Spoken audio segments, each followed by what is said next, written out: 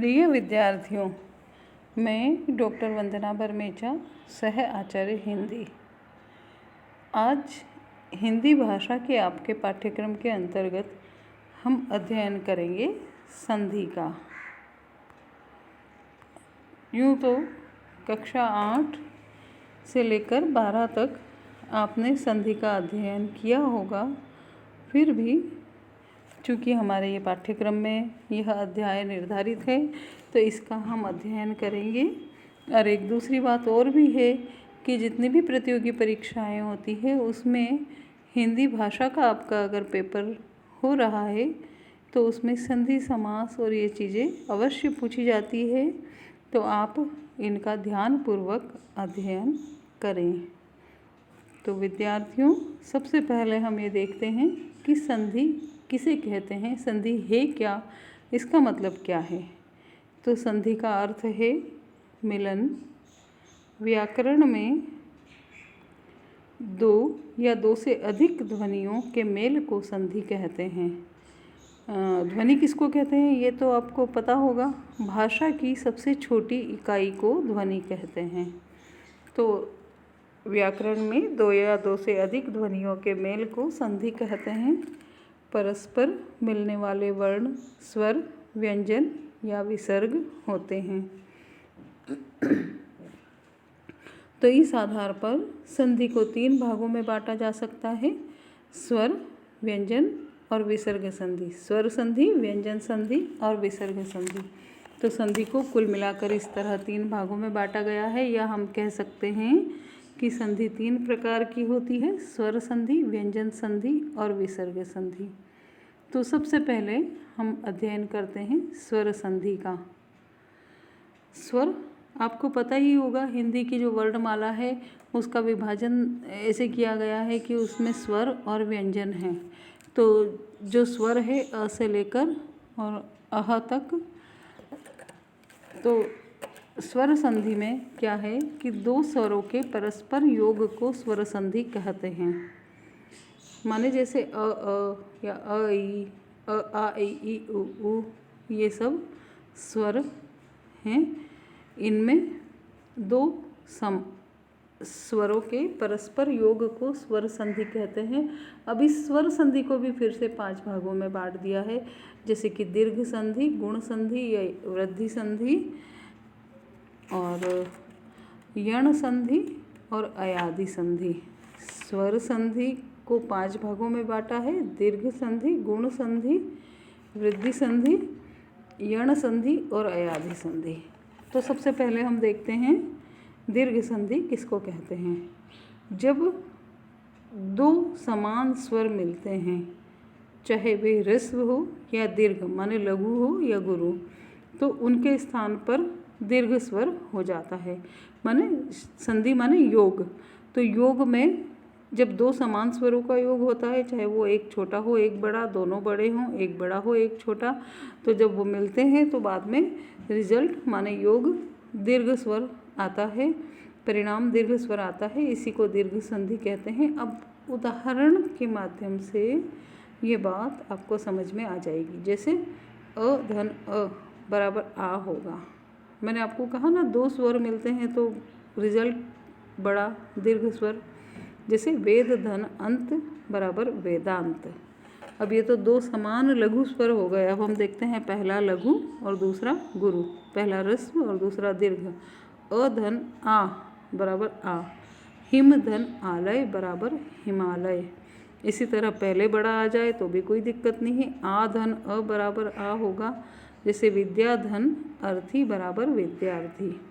उसी प्रकार से दोनों बड़े आ जाएं, आ प्लस आ, तो विद्या धन आलय बराबर विद्यालय। अब ये जो अ वाली जो प्रक्रिया है यही ई में भी रहेगी और ऊ में भी रहेगी। तो इनके भी उदाहरण हम देख लेते हैं। जैसे कि दोनों छोटी ई है, ई धन ई बराबर ई। कवि धन इंद्र बराबर कविंद्र। ई धन दूसरी बड़ी ई बराबर फिर वो होता है ई, बड़ी ई। कपि धन ईश, कपीश। इसी प्रकार से पहले बड़ी ई आ गई, बाद में छोटी ई है, तो भी इसका योग भी ई होगा, बड़ी ई होगा। मही धन इंद्र। महेंद्र, दोनों बड़ी है, मही धन इश, महिष।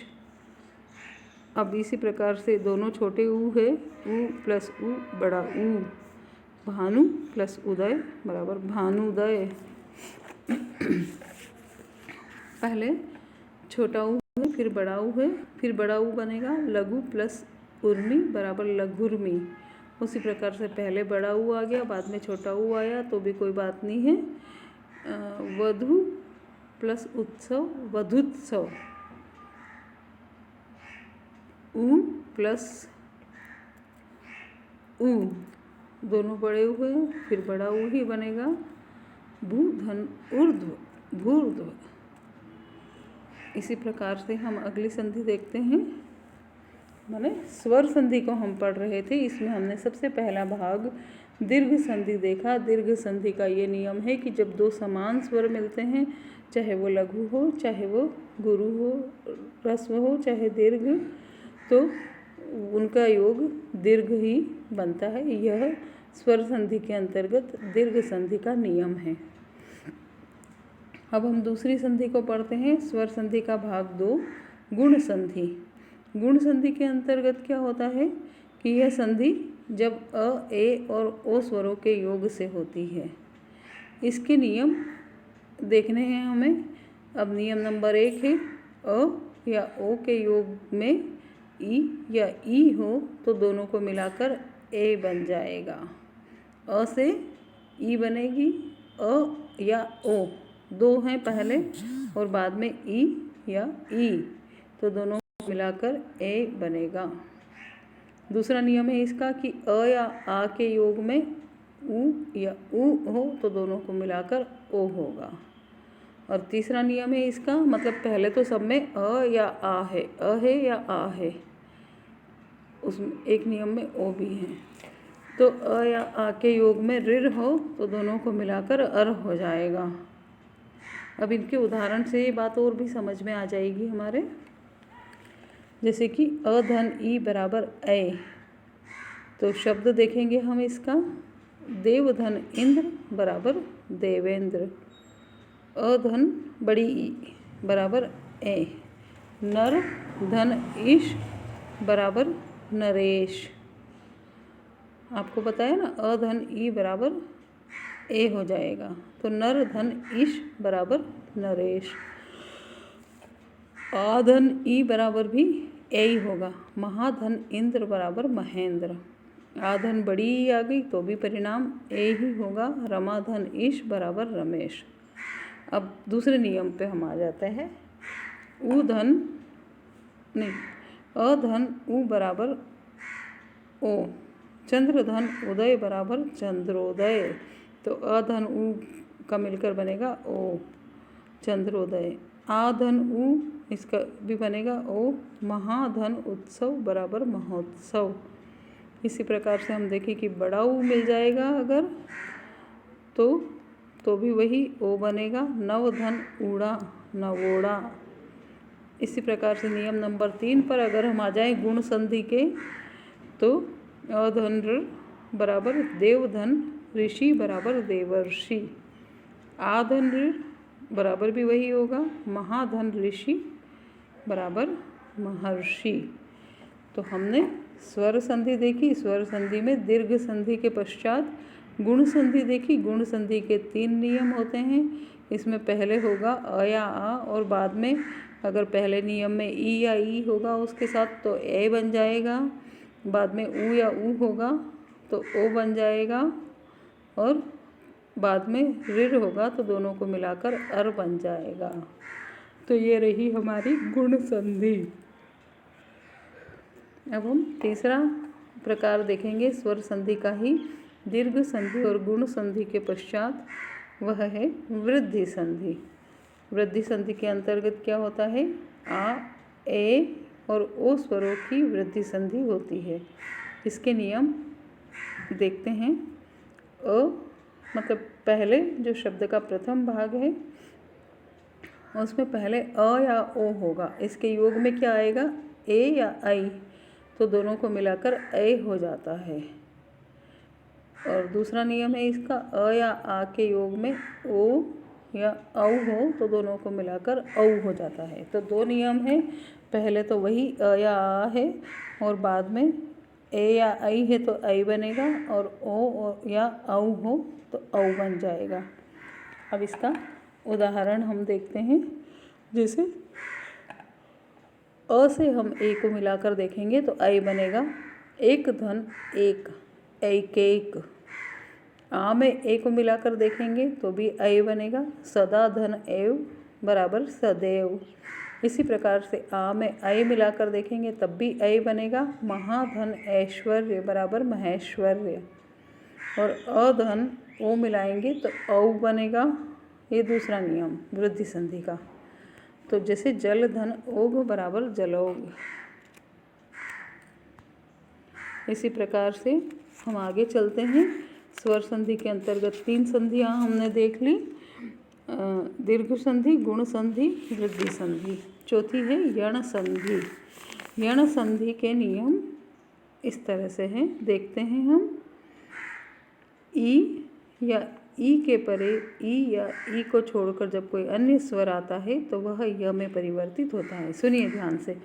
पहले यानी कि लेफ्ट साइड में इस तरफ आएगा ई या बड़ी ई, छोटी ई या बड़ी ई, और बाद में इन दोनों के अलावा कोई भी स्वर आ जाएगा तो उसके योग से जो शब्द बनेगा वह य में परिवर्तित हो जाएगा। ये यण संधि का पहला नियम।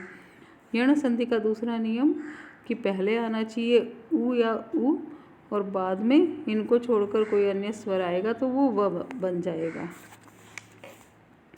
और तीसरा नियम है रीर के परे रीर को छोड़कर कोई अन्य स्वर आएगा तो वो र हो जाएगा। तो पहले ई या ई आएगा पहला नियम, उ या उ दूसरा, और तीसरा पहले री आएगा। बाद में कुछ और आता है तो फिर उस हिसाब से परिणाम य, व और र में दिखाई देता है। जैसे उदाहरण के तौर पर हम पढ़ें, यदि धन अपि ई का य से मेल, यद्यपि बड़ी ई का फिर यह बन जाएगा देवी धन अर्पण, देव्य अर्पण।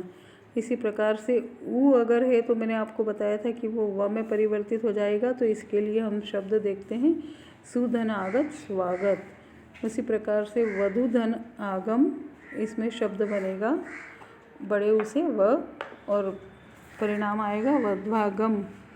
इसी प्रकार से ऋण का र, मातृ धन आनंद बराबर मात्रानंद। तो ये हुआ यण संधि। यण संधि के अंतर्गत शब्द में पहले ई, उ और ऋ आते हैं।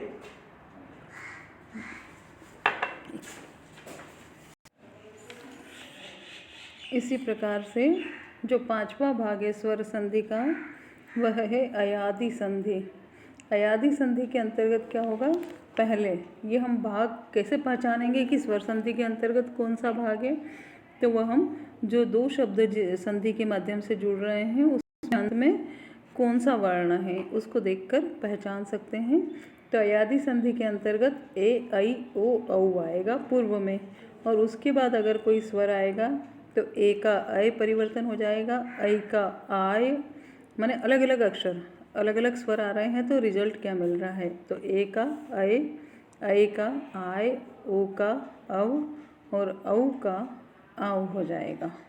ये याद करनी पड़ेगी आपको चीज़ें, इसे अयादि संधि कहते हैं।